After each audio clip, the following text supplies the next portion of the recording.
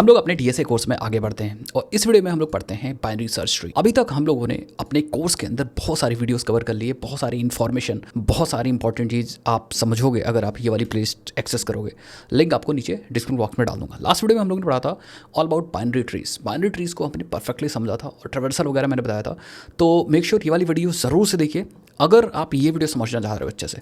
और एक चीज़ आपको गाइस और बता दूं कि अगर आप ये पूरी प्लेलिस्ट फॉलो अप कर लेते हो तो जावा को यूज़ करके मैंने डेटा स्ट्रक्चर पढ़ा रहा हूँ, एल्गोरिथम पढ़ा रहा हूँ, तो आपका जावा का इंटरव्यू तो 101% क्लियर हो ही जाएगा। चलो भाई अब वीडियो को स्टार्ट करते हैं और इस वीडियो के अंदर हम लोग सीखते हैं बाइनरी सर्च ट्री क्या होती है, एल्गोरिथम्स एंड एवरीथिंग जो हमें चाहिए, ऑपरेशंस के एल्गोरिथम एंड प्रॉपर्टीज़ एवरीथिंग।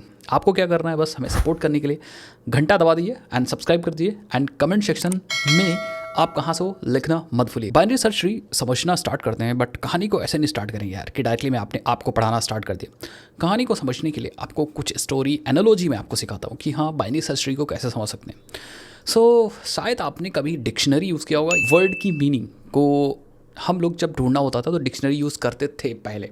अगर आपने यूज़ किया तो भाई कमेंट सेक्शन में बताओ कि हमने भी यूज़ किया। बट हम लोग अपने ज़माने में, पहले इंटरनेट नहीं था जब हम लोग छोटे थे, तो अगर हम कुछ इंग्लिश पढ़ रहे हैं, हिंदी से इंग्लिश ट्रांसलेशन कर रहे हैं, या इंग्लिश के कुछ सेंटेंस हैं, या फिर होता क्या था जब न्यूज़पेपर आते थे हमारे यहाँ तो न्यूज़पेपर इंग्लिश में मैं पढ़ता था तो बहुत सारे वर्ड्स की मीनिंग नहीं समझ में आती थी। अब हमें करना क्या होता था, हमारे पिताजी कहते थे कि यार अगर हमें वर्ड्स की मीनिंग समझनी है, इंग्लिश पेपर समझना है, इंग्लिश समझना है, तो जो पेपर में वर्ड्स नहीं समझ में आ रहे हैं उन पेपर के वर्ड्स को मार्क कर लो और कॉपी में लिख लो। उसके बाद हमारे पास एक मोटी सी डिक्शनरी होती थी और डिक्शनरी को हम लोग यूज़ करते थे वर्ड्स की मीनिंग को निकालने के लिए। लेकिन डिक्शनरी का एक फ़ायदा पता क्या होता है, मैं बताता हूँ। सपोज़ ये आपकी डिक्शनरी है, ये बुक है, दिस अ डिक्शनरी। इसके अंदर बहुत सारी वर्ड्स की मीनिंग लिखी है। अब लेकिन इंपॉर्टेंट एंड सबसे इंटरेस्टिंग चीज़ पता क्या है, ये जो डिक्शनरी है, इस डिक्शनरी में जो बुक्स या जो वर्ड्स होते हैं वो वर्ड्स अल्फ़ाबेटिकल ऑर्डर में होते हैं। जैसे फॉर एग्जांपल हमने कहा ABC, या आप बिनफ ABC मान लो, ठीक है, ABCD ऐसे करके होंगे, ठीक है, सारे वर्ड्स अल्फ़ाबेटिकल शॉर्टेड हो गए। अब सोचो भाई एक बुक में इतने सारे वर्ड्स हैं और इतने सारे वर्ड्स में से आपको एक वर्ड की मीनिंग ढूंढनी है।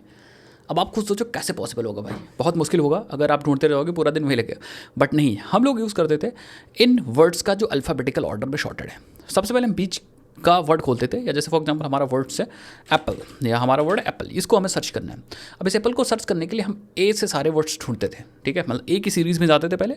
ए की सीरीज़ के बाद हमें वो पेज खुला जहाँ पे AC है, तो हमें ये लगेगा कि A तो सीरीज़ है, C के बाद D आएगा, D के बाद ऐसे बढ़ते जाएंगे तब P आएगा। तो हम अपने वर्ड्स को देखते जाते थे और साथ ही साथ में हम ये देखते जाते थे कि हाँ हमारी सीरीज़ कहाँ पे है और हमारा वर्ड कहाँ पे होगा। तो जैसे मान लो हमने बीच का खोला तो हमें पता चल जाता था कि अल्फ़ाबेटिकल ऑर्डर में हमारा वर्ड उस पेज से पहले होगा कि उस पेज के बाद में होगा जो बीच का पेज था। फिर हम सपोज़ हमने ये निकाला कि हमारी सीरीज़ का वर्ड तो एप्पल है यार, तो एप्पल A से स्टार्ट है, तो बीच के इधर राइट साइड तो होगा नहीं, तो हमने आधा जो बुक थी, आधा पूरी डिक्शनरी थी, उसको पहले से हटा दिया। अब हमारे पास आधा सिर्फ बुक बचा, आधा डिक्शनरी बची। अब आधे में हमने फिर से बीच से मारा, हमने देखा यार एप्पल तो सबसे स्टार्टिंग होगा, तो उसका भी आधा हटा दिया। तो ऐसे करके हम मोस्टली हिट एंड ट्राई करते थे, या हिट एंड ट्राई तो नहीं कर सकते, हिट एंड ट्राई उसको नहीं कह सकते, बट हाँ हम 3, 4, 5, 6, 7 बार में हम उस वर्ड की मीनिंग को निकाल लेते थे। और एग्जैक्टली सेम जो मैंने बताया डिक्शनरी में जैसे आप वर्ड को सर्च कर रहे हो या डिक्शनरी का जो अरेंजमेंट होता था, exactly this is a way BST work, वैसे ही बाइनरी सर्च ट्री भी काम करता है और डेटा भी इसी ऑर्डर में, या कह सकते हो इसी तरह से कुछ अरेंज होते हैं बाइनरी सर्च ट्री में। आई होप आपको समझ में आएगा इस एग्जाम्पल के थ्रू। अब बाइनरी सर्च ट्री के कुछ प्रॉपर्टी समझते हैं। पहली चीज़, बाइनरी सर्च ट्री हमारा बाइनरी ट्री ही है, ठीक है, बट इसके कुछ अलग से प्रॉपर्टीज़ हैं। उन प्रॉपर्टीज़ को हमें समझना है। अगर उन प्रॉपर्टीज़ को हम समझ गए तो ऑलमोस्ट सारा खेल खत्म, ठीक है, सारा खेल खत्म। सबसे पहली प्रॉपर्टी है कि बाइनरी सर्च ट्री में जो आपका लेफ्ट सब ट्री होगा, या कह सकते हो लेफ्ट चाइल्ड होगा, ठीक है, या left child contain smaller value और देन पेरेंट नोड। इस चीज़ को समझो गाइस, ठीक है। जैसे फॉर एग्जांपल हमारे पास एक रूट नोड है यहाँ पे, लेट्स सपोज कि हमारे पास ये रूट नोड है, जिसका रूट नोड जिसकी वैल्यू है 40। अब इसका जो चाइल्ड होगा, लेट्स सपोज इसका चाइल्ड है, अब इसका चाइल्ड है मतलब जो लेफ्ट चाइल्ड होगा वो 40 से हमेशा कम होगा। ये प्रॉपर्टी पहली जो मैंने आपको यहाँ पर सिखाई कि ये प्रॉपर्टी आपकी पहली है कि, ठीक है, कि child left child contain smaller value than the parent node. हमेशा अगर ये पेरेंट है और ये चाइल्ड है तो हमेशा ये 20 हो सकता है, 30 हो सकता है, 50 नहीं, 20, 30, 35, 39, बट 40 नहीं हो सकता, उससे कम ही होगा।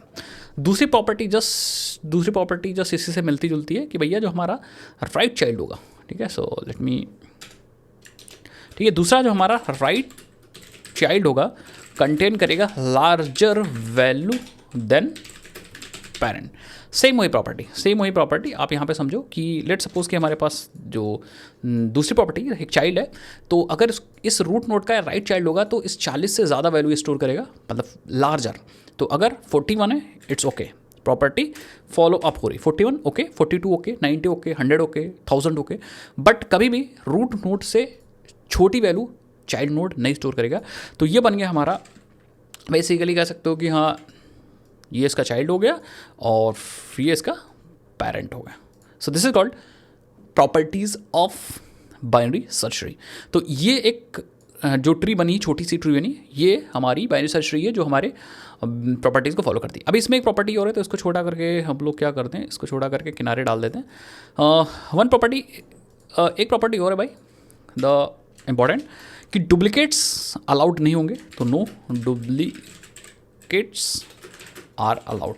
तो दो बेसिकली दो नोट्स के सेम वैल्यू नहीं हो सकती, तो डुप्लीकेट्स नोट्स या डुप्लीकेट वैल्यूज नहीं अलाउड होंगे आपके बाइनरी सर्च ट्री पे। तो यही हमारी बेसिकली है बाइनरी सर्च ट्री की प्रॉपर्टी। अब एक मैं ट्री आपको बना के दिखाता हूँ, फिर आपको समझ में आएगा।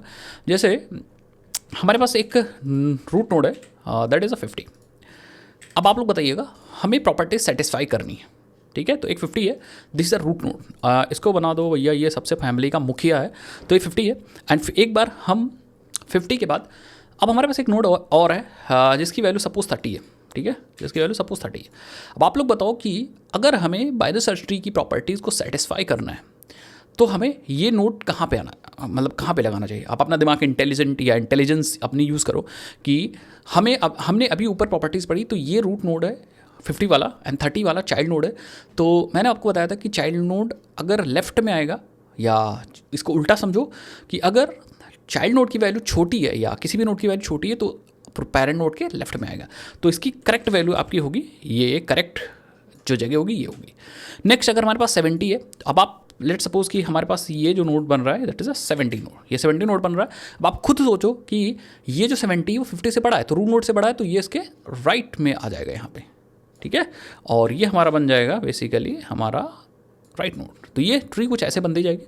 अब आप लोग सोचो, जैसे फॉर एग्जांपल अगर हमें 20 लाना है, तो एक रैंडम नोड हमने बना लिया जिसकी वैल्यू 20 है, ये रैंडम नोड है जिसकी वैल्यू 20 है।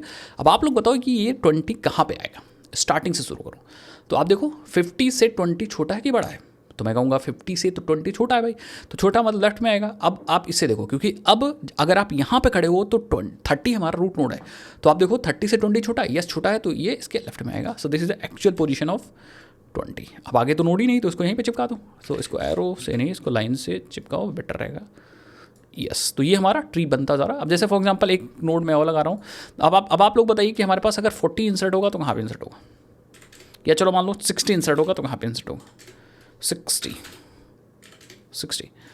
तो स्टार्टिंग से आपको करना है, ठीक है, तो भैया 60 क्यों नहीं लिख गया, 60, हाँ 60 ठीक है, इसको थोड़ा सा ऊपर कर लो, हाँ ठीक है। अब 60 इंसर्ट होगा कहाँ पे होगा, देखो 50 से 60 बड़ा है, इधर आ जाएगा, 70 से 60 छोटा है तो इस तरफ आ जाएगा, तो ये आ जाएगा कहीं पे यहाँ पे। अब आई थिंक BST बना लोगे आप बाइनरी सर्च ट्री, ये स्क्यूड भी होगा, स्क्यूड भी हो सकता है, कोई दिक्कत वाली बात नहीं। बाइनरी सर्च ट्री हमारा, अब जैसे 80 हमें इंसर्ट करना है तो 80 यहाँ पे आ जाएगा। आप लोग देखिए भाई, हमने तो बता दिया 80 यहाँ से आ जाएगा, आप खुद देखो यहाँ पे, जैसे 50 से 80 बड़ा है, परफेक्ट, 70 से भी 80 बड़ा है तो यहाँ पे आ जाएगा, एंड दिस इज़ एक्चुअली 80। अगर आपको मैं 40 इंसर्ट करने के बोलूँ तो लेट सपोज कि हमारे पास एक नोड और है दैट इज़ अ 40, एंड 40 को मुझे इंसर्ट करना है, तो 40 50 से छोटा है बट 30 से बड़ा है, तो ये यहाँ पे कुछ आ जाएगा, एंड ये कुछ ऐसे ही ट्री आपकी बनती जाएगी। एंड ये जो ट्री मैंने बनाई it follows BST property, BST properties को फॉलो करता है। और अगर BST प्रॉपर्टीज़ को फॉलो करता है तो ऑब्वियसली बात ये बाइनरी सर्च ट्री है। अब बाइनरी सर्च ट्री है तो उसके बहुत सारे फ़ायदे हैं, ऑपरेशंस बहुत तगड़े होंगे। जैसे मैंने एक फ़ायदा तो आपको दिखाया था ऊपर कि इसमें सर्चिंग बहुत तगड़ी होगी। जो सर्चिंग मैंने एनालॉजी आपको सिखाई थी ना, यस, ठीक है, तो सर्चिंग तगड़ी होगी। और भी जब ऑपरेशंस करेंगे तो आपको बताऊंगा कि कैसे हम बाकी ऑपरेशंस को इम्प्लीमेंट करते हैं। इम्प्लीमेंटेशन बहुत ज़रूरी है। 3-4 ऑपरेशन है, जैसे फॉर एग्जांपल एक हमारे साथ ऑपरेशन है, कैसे इसमें डेटा सर्च करना कर सकते हैं। जैसे फॉर एग्जांपल अगर हम 40 को सर्च करना चाह रहे हैं तो 40 को कैसे हम सर्च करेंगे, या कैसे एल्गोरिदम लिखेंगे जो 40 सर्च हो के आ जाए। दूसरी चीज़, हम कैसे इंसर्ट करेंगे किसी नोड को, ठीक है। सपोज हमारे पास 90 आ गया, तो 90 को हम अपने ट्री एग्जिस्टिंग ट्री के अंदर कैसे इंसर्ट करेंगे, देन हम कैसे डिलीट करेंगे। अब delete is very important, delete बहुत ज़्यादा इंपॉर्टेंट है। तो डिलीट कैसे करेंगे इसको हम लोग समझते हैं, देन इसको प्रैक्टिकली अपने एल्गोरिदम के थ्रू, अपने कोड के थ्रू एल्गोरिदम को इंप्लीमेंट करते हैं। पहले एल्गोरिदम को समझना बहुत ज़्यादा जरूरी होगा। उसके बाद मैं आपको कॉम्प्लेक्सिटीज़ के बारे में बताऊंगा कि हाँ भाई, कौन सी एल्गोरिदम कितनी अच्छी है एंड उसको आप अच्छी कैसे बना सकते हो, उसके बारे में हम लोग डिस्कस करेंगे। चलो भाई आगे बढ़ते हैं और हम लोग अपने कोर्स में ये चीज़ भी डिस्कस करते हैं। So I think binary search tree आपको समझ में आएगा। अगर आपको समझ में आया तो थम्स अप जरूर दीजिए यार, सपोर्ट जरूर करिए, हम ऐसे वीडियोस आपके लिए लाते रहते हैं। आगे बढ़ते गाइस, और अब हम लोग बाइनरी सर्च ट्री के ऑपरेशंस को पढ़ते हैं। इन ऑपरेशंस को आपको अच्छे समझना है, एल्गोरिदम्स को अच्छे समझना है। एक बार जब एल्गोरिदम्स को आप अच्छे समझ पाओगे, देन आप अपना दिमाग और अपना लॉजिक यूज़ करके उन एल्गोरिदम्स को हम लोग इंप्लीमेंट करेंगे। और आपको मैं सिखाऊंगा कि आप पहले बिना देखे आप एल्गोरिदम्स को इंप्लीमेंट करिए, ठीक है। सो अगर मैं बात करूँ इन ऑपरेशंस, कौन कौन से ऑपरेशंस हो सकते हैं हमारे पास, तो ऑपरेशन में इंपॉर्टेंट है कि सबसे पहले हम इंसर्ट करेंगे एलिमेंट को। इंसर्ट वाला ऑपरेशन देखेंगे, इंसर्ट वाला। देन हम देखेंगे कि भाई आप कैसे इंसर्ट के बाद सर्च कर सकते हो एलिमेंट को, एंड देन आप कैसे डिलीट कर सकते हो। ये 3 ऑपरेशंस, मोटा मोटा ऑपरेशंस हम लोग देखेंगे। एंड तीनों ऑपरेशन बहुत ज़्यादा इंपॉर्टेंट है, बहुत ज़्यादा कह सकते हो कि मतलब आपको समझना पड़ेगा भाई। अगर आप समझते नहीं हो तो फिर दिक्कत होगी, ठीक है। तो इसीलिए हम ये 3 ऑपरेशंस को परफॉर्म करेंगे। चलो तीनों ऑपरेशन परफॉर्म करते हैं। सबसे पहले बात करते हैं इंसर्ट की, ठीक है। How we can insert a node, insertion operation in BST। कैसे हम इंसर्शन ऑपरेशन परफॉर्म करेंगे बाइनरी सर्च ट्री में, आपको समझना है। To insert a new node, to insert new node, हमें नया नोड इंसर्ट करने के लिए कुछ चीज़ें करनी पड़ेगी और कुछ कंडीशंस ध्यान देनी पड़ेंगे। सबसे पहले केस 1, केस 1 ये कहता है if the tree is empty, if the tree is empty. भैया अगर पूरी ट्री खाली है आपकी, कुछ है ही नहीं, तो क्या करो, make a new node as a root node, make new node as a root node, make new node as root node. एक केस तो आप बहुत आसानी समझ गए, जैसे फॉर एग्जांपल आपकी ट्री ब्लैंक है और आपने यहाँ पे कोई भी नोड बनाया, तो ऑब्वियसली बात है कि ट्री ब्लैंक थी और आपको 40 इंसर्ट करना था, तो 40 हमारा रूट नोड हो जाएगा, दैट मीन्स ये हरा हो जाएगा। एक केस समझ गए। अब बात करते हैं दूसरे केस की। हर बार तो होगा नहीं ऐसा कि हमारी ट्री हर बार ब्लैंक ही हो और हम जो नोड इंसर्ट करें वो हमारा रूट नोड हो, ऐसा हो कभी बहुत रेयरली होगा। So if the key is smaller than the root node, तो अगर आपकी ट्री खाली नहीं है तो आपको ये देखना है कि जो आप नोड इंसर्ट करने वाले हो ना, जैसे फॉर एग्जांपल आप 40 इंसर्ट करने वाले हो, तो आपको ये देखना है कि जो आपकी की है, इफ़ द की मतलब जो आप इंसर्ट कर रहे हो वो उस की बात हो रही है, ठीक है। If the key is smaller than the root, key is smaller than root, अगर की रूट नोड से स्मॉलर है, insert in the left subtree, ठीक है। तो आपको insert in left subtree, as simple as that. तो आपको वही चीज़ देखनी कि हमारा रूट नोड है, लेट्स सपोज हमारा रूट नोड ये है और हम जो इंसर्ट करना चाह रहे हैं वो ये है, और हम आएंगे सबसे पहले इससे कंपेयर करेंगे। अगर हमारा ये जो इंसर्ट करना रेड वाला ये हमारे रूट नोड से छोटा है तो हम लेफ्ट की तरफ उसको इंसर्ट कर देंगे, एज सिंपल एज दैट। और इसको हम फॉलो अप करेंगे, लेफ्ट सब ट्री में भी देखेंगे। अगर हमारे पास यहाँ भी ये रूट है तो इसको भी चेक करेंगे, इसके इस तरफ आ जाएंगे, क्योंकि ऑब्वियसली बात लास्ट में हमें जगह देखनी पड़ेगी ना, और अगर इससे राइट होगा तो इस तरफ आ जाएंगे, और लास्ट में जब जगह मिलेगी तो हम इंसर्ट कर देंगे, ठीक है। तो ये पॉइंट हमारा यही कह रहा है। And third and yes the last point, case 3 ये कहता है कि भैया हो सकता है कि आपकी ट्री एम्प्टी ना हो, साथ ही साथ में स्मॉलर भी ना हो रूट से, तो हमें क्या देखना है, if the key is greater than होता है, नॉट देन, ग्रेटर देन, यहाँ भी देन, अगर ग्रेटर देन रूट है तो हमें राइट की तरफ मूव करना है। राइट की तरफ सेम प्रोसेस फॉलो करके उसे इंसर्ट कर देना। तो हम यहाँ पे क्या करेंगे, insert in the right subtree, right sub tree की तरफ चले जाएंगे। ये सिंपली 3 केसेस आपको फॉलो करके एंड अपना काम कर देना है एंड दैट्स इट, आपका इंसर्शन ऑपरेशन हो जाएगा। जैसे फॉर एग्जांपल मैं आपको बताता हूँ, लेट्स सपोज कि हमारे पास यहाँ पे एक 40 है एंड 40 को हमें इंसर्ट करना था, तो हमारे पास कुछ नहीं, तो इसी को हमने रूट नोड बना दिया, दैट मीन्स इसको हम बना देंगे ग्रीन कलर का। ओके गाइस, सो पहला केस तो हो गया हमारा, दैट मीन्स 40 हमें इंसर्ट करना था और हमारे पास कोई रूट नोड पहले से नहीं था, इसका मतलब ट्री हमारे पास ऑलरेडी खाली था, तो हमने 40 को एज अ रूट नोड बना दिया। अब दूसरा केस बात करते हैं, हमें मान लो नोड को इंसर्ट करना है जिसके पास वैल्यू है 30, जिसके पास क्या वैल्यू है 30 वैल्यू है, और ऑब्वियस ही बात है इसको बना देंगे रेड। अब हम आएंगे यहाँ पे इस वाले नोड को, इसको हटा दो भाई, 30 को इंसर्ट करना है, तो हम देखेंगे कि ये जो नोड है 30 वाला, या इसकी ये जो की है, इस की जो वैल्यू है वो रूट नोड से छोटी है बड़ी है? अगर छोटी है इसका मतलब दूसरा केस है, और हमें लेफ्ट सब ट्री की तरफ जाना है। अब हमारे पास लेफ्ट सब ट्री तो है नहीं, तो हम इसी को बना देंगे as a left child of 40, तो ये हमारा एक छोटा सा ट्री बन गया है। ऐसा करके ट्री हमारा बढ़ता जाएगा। अब जैसे फॉर एग्जांपल मान लो मुझे 50 को इंसर्ट करना है, यहाँ पे 50 इंसर्ट करना है, तो हमें क्या करना है, हमें पहले चेक करना है कि 50 जो हमें इंसर्ट करना है वो वैल्यू पहले से रूट नोड से बड़ी है कि छोटी है। तो 50 40 से बड़ी है, रूट नोड से बड़ी है, तो इसका मतलब हमारा थर्ड केस है, थर्ड केस मैच हो रहा है, और हम जाएंगे अपने इस तरफ, और हमारे पास राइट सब ट्री है नहीं, तो हम क्या करेंगे यहाँ पे इसको एज अ राइट नोड बना देंगे, राइट चाइल्ड बना देंगे।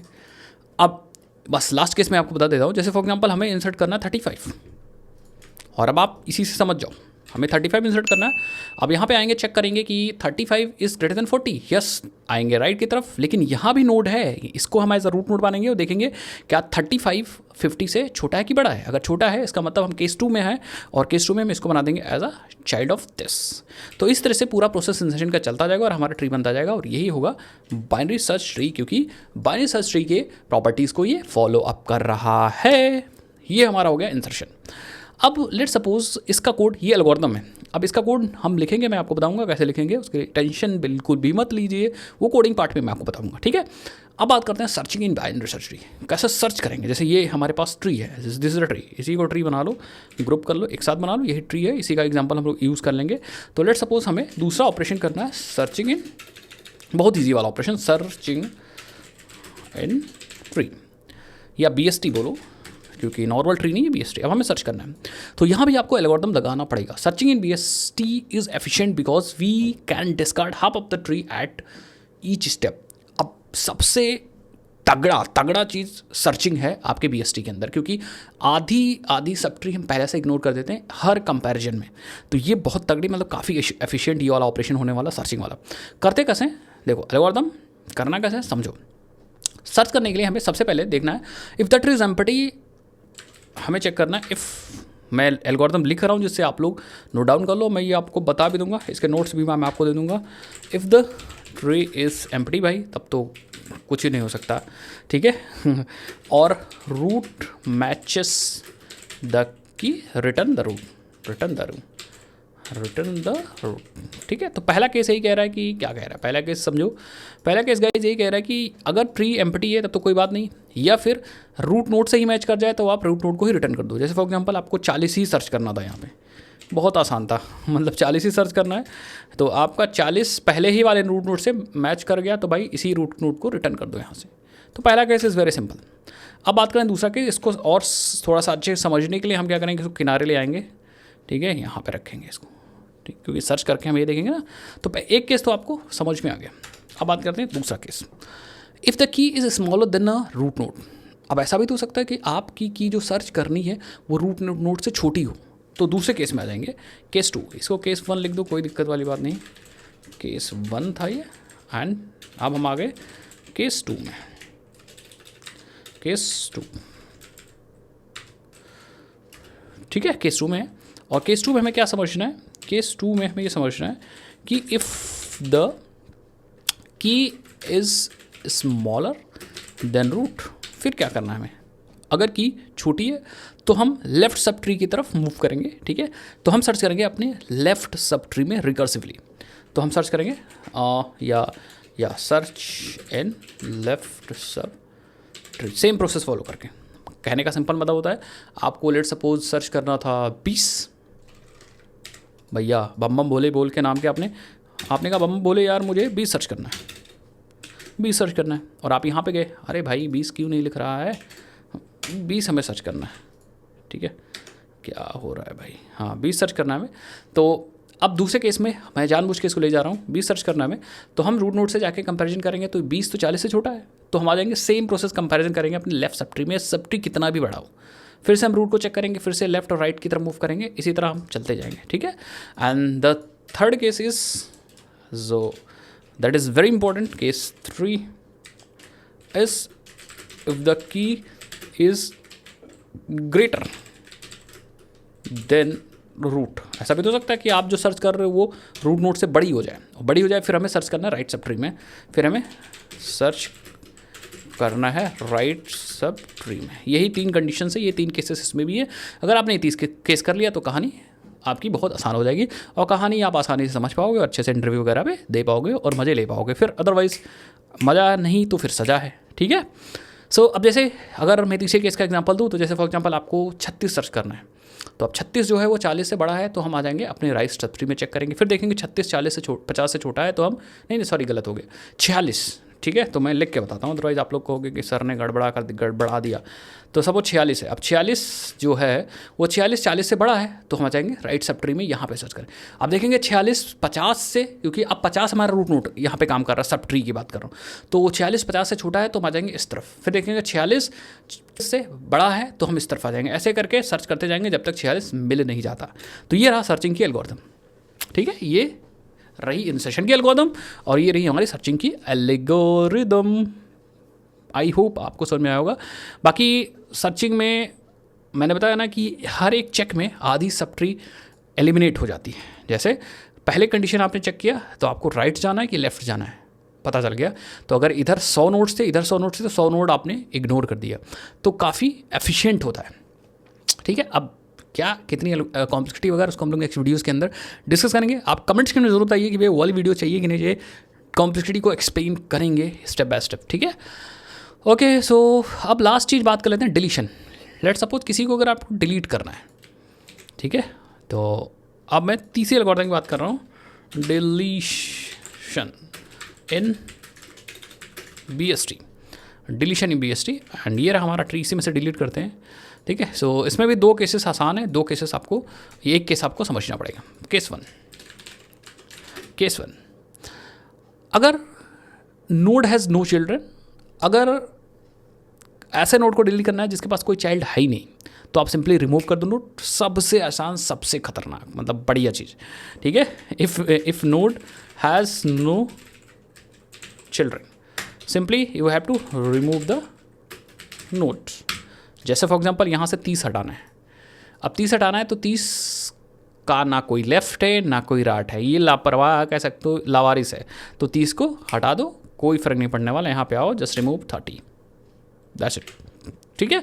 पहला केस बहुत ईजी था। नाउ अब दूसरे केस की बात करते हैं, केस नंबर 2, मुकदमा नंबर 2। मुकदमा नंबर 2 कहता है कि अगर नोड हैज़ 1 चिल्ड्रन, कभी कभी ऐसा हो सकता है कि अगर नोड के पास सिर्फ एक चिल्ड्रन हो, ठीक है, इफ़ नोड हैज़ 1 चिल्ड्रन, अगर नोड के पास एक चिल्ड्रन है, तो remove the node and connect the parent to its child.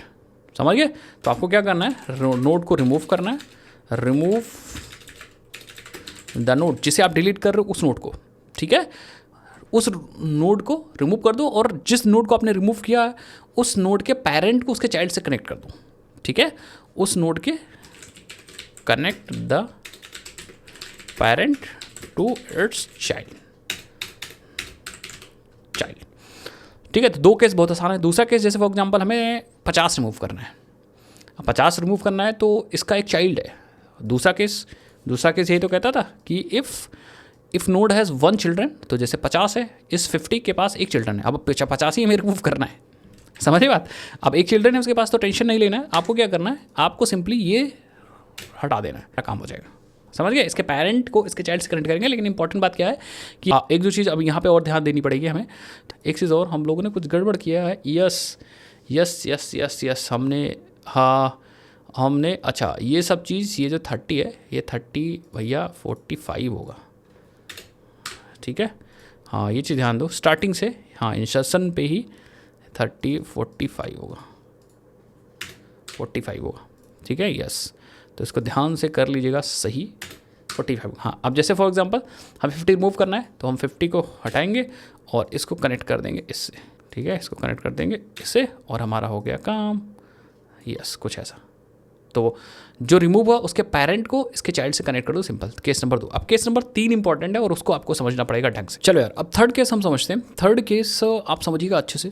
Third case ये कहता है कि केस नंबर 3, मुकदमा नंबर 3, मुकदमा नंबर 3 ये कहता है कि बाई चांस आप किसी ऐसे नोड को डिलीट कर रहे हो जिसके 2 चिल्ड्रन हैं, क्योंकि अभी तक हम ऐसे नोड को हमने डिलीट किया जिसका कोई भी चिल्ड्रन नहीं है, ऐसा नोड हमने डिलीट किया जिसके सिर्फ एक चिल्ड्रन है। But if the node has 2 children, अगर नोड के 2 चिल्ड्रन है, उस केस में क्या करना है, हमें निकालना है इन order successor of that node जिसे हम डिलीट कर रहे हैं, और हमें इन ऑर्डर सक्सेसर से उस रिप्लेस करना है, ठीक है। रिप्लेस द नोड, मैं यहाँ पे लिख देता हूँ, हमें फाइंड करना है, find in order successor, in order successor, successor, या फिर इसको बोल सकते हैं smallest node, smallest node in right subtree, right subtree, ऐसा कर सकते हो, ठीक है। And replace the node with the value, with node value with it, ठीक है। Replace the node's value with it, तो हमें रिप्लेस करना है the node's value with it, then delete the successor, then delete the successor, ये काम करना है हमें, ठीक है।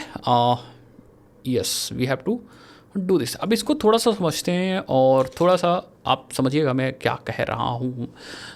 कभी कभी आप प्रीडेसेसर भी यूज़ कर सकते हैं, आप लेफ्ट सब ट्री की हाईएस्ट वैल्यूज़ कर सकते हैं और राइट सब ट्री की, ये देखिए, स्मॉलेस्ट वैल्यू यूज़ कर सकते हैं, smallest node in right subtree, ऐसा भी यूज़ कर सकते हैं। इसको ऐसा समझो कि हमारे पास एक ट्री है, एंड ट्री मैं बनाता हूँ फिर मैं आपको समझाता हूँ। हमारे पास एक ट्री है जिसमें रूट नोड है 10, ठीक है, रूट नोड है 10, और हमारे पास इसके लेफ्ट में है 5 और राइट में है हमारे पास 15, और अब ऑब्वियस बात 10 से 15 बड़ा है तो इसीलिए इसका राइट में आ जाएगा। देन 15 से छोटा है 12 और 15 से बड़ा है 18 और देन 12 से बड़ा है 13।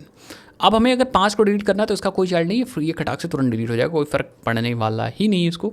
लेकिन अगर दिक्कत होगी हमें 15 डिलीट करना हो, ठीक है, अगर हमें 15 डिलीट करना होगा तो प्रॉब्लम हो जाएगी। Let suppose we have to delete this 15। अब हमें 15 डिलीट करना है तो उसके 2 चाइल्ड हैं, एक ये चाइल्ड है और एक ये चाइल्ड है, और हमें डिलीट भी 15 ही करना है। अब यहाँ पे दिक्कत होगी, तो हमें क्या निकालना पड़ेगा, we have to find the in order successor of 15, in order successor of 15। अब इन ऑर्डर ट्रावर्सल मैंने आपको बाइनरी ट्री में बताया था इसके पिछले वाली वीडियो में। तो इसी डिलीट करना है, इस की को डिलीट करना है, ये x है, और x का हमें निकालना है इन ऑर्डर सक्सेसर। आपको नहीं पता तो मैं बता दूं, सक्सेसर मतलब इन ऑर्डर ट्रावर्सल निकालो, फिर उस 15 के बाद जो सा एलिमेंट आ रहा है वही हमारा इन ऑर्डर सक्सेसर होता है उस केस में, ठीक है। तो जैसे इन ऑर्डर, पहले इन ऑर्डर ट्रावर्सल कर लेते हैं, इसका इन ऑर्डर ट्रावर्सल।